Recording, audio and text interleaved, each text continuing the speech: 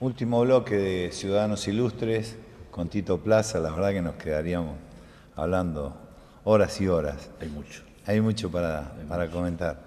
Tito, de todas las actividades públicas que has tenido, que has desarrollado, que tienen que ver con derechos humanos, con la administración pública en general, con la cultura, ¿cuál es la que más alegría ¿La que te más me dio? deja marcado? Más allá de lo que hablábamos de la docencia, ¿no? Sí. Hablando de la función pública, el ejercicio de la función pública. Del hecho de administrar lo que es de todos, digamos. Sí. Esto es muy difícil y muy complejo. En el tema de derechos humanos, bueno, es parte de mi vida, ya lo hablamos. Hubiera o no hubiera ejercido la función pública a través de una Dirección General de Derechos Humanos, yo lo hubiera hecho. Claro. Por lo tanto, la satisfacción hubiera sido lo mismo. Pero lo que a mí me da una calidad de felicidad interna es haber podido aportar a la cultura de la provincia de Buenos Aires y especialmente a mi querida ciudad de La Plata. Cuando fundamos junto con Cristina Álvarez Rodríguez el Instituto Cultural de la provincia. No sé ahora en qué condiciones está, pero nosotros dejamos establecido que la cultura tenía que ser responsabilidad del Estado y a su vez manejarse con algo que tenga rango ministerial. Claro. Que quien estaba a cargo de la administración de la cultura de la provincia pudiera compartir las reuniones de gabinete. Bueno, eso lo logramos y a partir de ahí generamos en aquella época el famoso Tren Cultural por la Provincia. Y en la ciudad de La Plata, a mí me toca reivindicar y tomar y poner en valor mi querido Teatro Argentino, donde fui interventor casi durante un año, donde pudimos poner las cosas en su lugar, donde aportamos y donde aprendí. Pero aprendí que la cultura desde el Estado tiene no solo que respetar al que ejerce la cultura, al artista, al actor, al pintor, al escritor, sino que además estos tienen que entender que es el Estado el que los protege. Es una tarea compleja, a mí me dio una satisfacción personal muy grande. El Teatro Argentino lo pudimos, junto con Melía y otros compañeros, pudimos ponerlo en valor, recuperar ese teatro que estaba perdido, y de ahí, bueno, después el resto de la provincia. O sea, es que cuando conocí la parte de atrás del escenario del teatro, me impresioné, porque es más grande. Es impactante. Que la parte de adelante, que lo que uno ve, ¿no? Es impactante. Qué es bárbaro. Impactante. Pero además el teatro era una usina industrial. Sí. Todo se hacía en el teatro. No sé ahora cómo estará la situación, pero nosotros lo recompusimos eso, porque se había transformado en un centro de cultura consumista, digamos, ¿no? Lo que quería ser un shopping, no, terminó siendo lo que la historia del teatro argentino. Yo en algún momento lo sentí al teatro argentino aporteñado, como que venía mucho. Como que el gobernador que manejaba esa época venía de aquella zona. Entonces, claro, vos se veías. notaba demasiado, no disimulaban. No disimulaban nada, no hacían nada, y había los empleados, que eran verdaderos artesanos. Y un fenómeno similar se dio con Radio Provincia, ¿no? Creo que sí. Nosotros no tuvimos interferencia en Radio Provincia porque quedaba en esa época en manos de la dirección, lo manejaba la Dirección de Cultura de Educación de acá, de la Dirección General de Educación de la provincia. Pero nosotros no. De todas maneras, reitero, el hecho cultural, el hecho de poder empezar a recuperar, habilitamos durante mi gestión, habilitamos lo que ahora es La Plata, la ciudad vieja, digamos, claro. ¿no? Aquel ferrocarril me tocó. Mi barrio. Tu barrio, me tocó también ponerlo en valor, sacar a un grupo invasor que había, que vivía en estado lamentable. Complejo.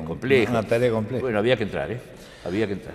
Tito, pero entramos y lo logramos. Por eso digo que yo camino por estos barrios de mi ciudad y llevo el proceso cultural adelante. Háblame de tu familia hoy. La verdad que tengo una familia muy, muy linda porque es muy mía, porque es la que me acompañó en todo este proceso, digamos. Uno habla de uno, porque así es la entrevista, pero en realidad llevo 42 años yo con mi compañera de la vida. Ella nació en Bonés, una chica de La Plata, no es mucho tiempo. 42 años no es mucho pero tiempo. Pero de casados son el doble. No, pero muy bien, porque además... 42 años, 42 años, sí. Qué bien. Sí, pero además, bueno, mi hijo tiene 43, mi hijo tiene 42. Tengo un solo hijo. Decí los nombres porque si no... Ella es Anaí. Anaí Lima, otro apellido importante. Cuando digo apellido importante, por su... Anaí es la que ha tenido la paciencia de 42 años. Sí, de la cual aprendí mucho. Esa es la verdad. De la cual aprendí mucho. ¿Y tu hijo? Y bueno, Rodrigo tiene 42, Rodrigo nació acá en La Plata, Rodrigo es diseñador gráfico y tiene una hermosa familia que me dio 2 nietas. ¿Qué se Camila. llama? Camila María y Alfonsina Eva, una de 15 y otra de 10. Pero es una familia muy linda, bueno, ¿qué puedo hablar de la familia de uno? Aunque hoy en día los conflictos No, familiares... pero es que la pregunta está formulada para eso. Sí, sí, para sí. Que vos te pongas como te pones. El abuelazgo es el mejor estado del hombre, yo no mirá. tengo ninguna duda, porque es todo placer. Claro.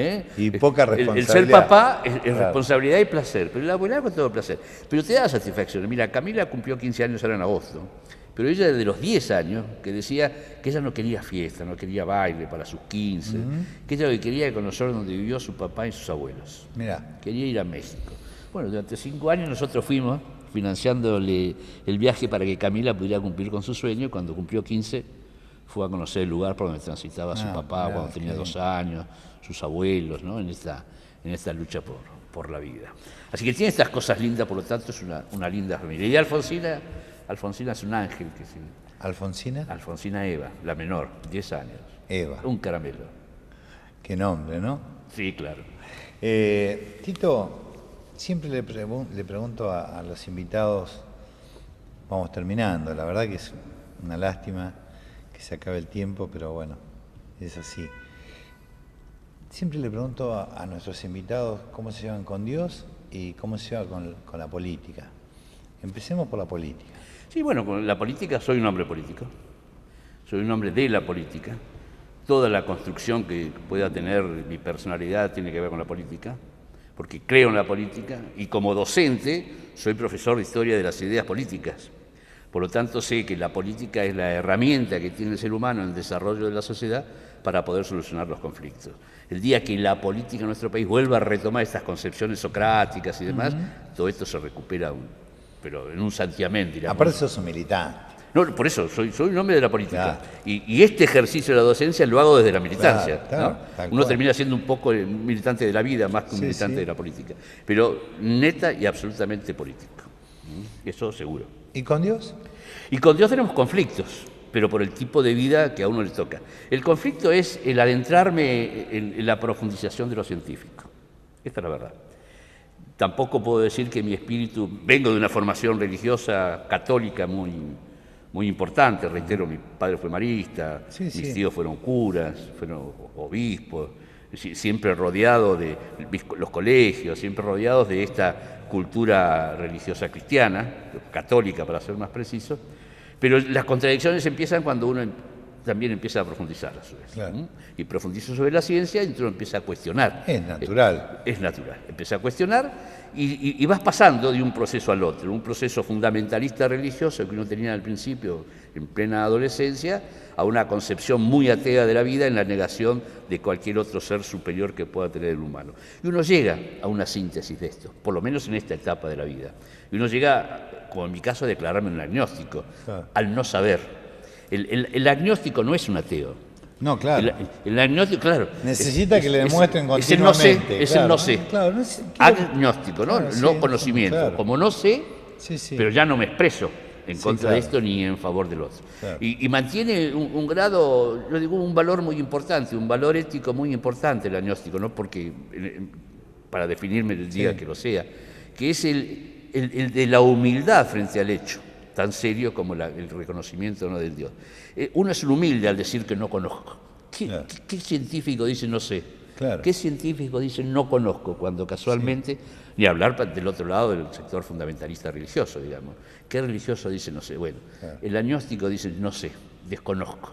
Y ese es un gesto importante de humildad como para poder definitivamente entrar en un lado o en el otro del pensamiento, ¿no?